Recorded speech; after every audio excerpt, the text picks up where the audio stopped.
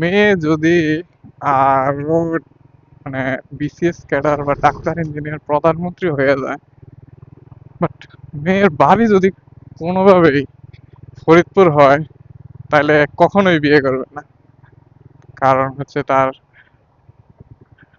যে আপনি যে শ্বশুর বাড়িতে যাইবেন, এই যে দেখেন আপনার শ্বশুর বাড়িতে যাওয়ার রাস্তা দেখেন, ও মা গো মা। আপনি শুধু এদিকে একদিন মানে আসতে পারবেন, আর আয়সা আর দ্বিতীয়বার আর যাইতে পারবেন না, যে একটা অবস্থা রাস্তার।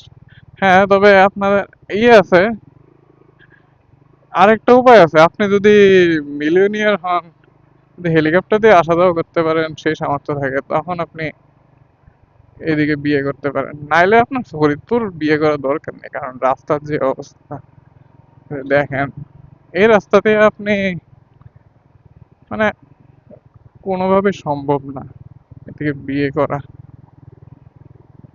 আমার মতে তো না একদম।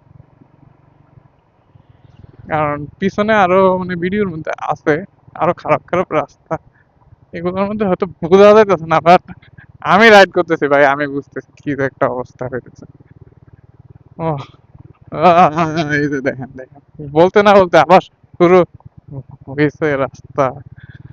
আহ, না, এই রাস্তার মধ্যে কি ভিডিও করবো আসলে,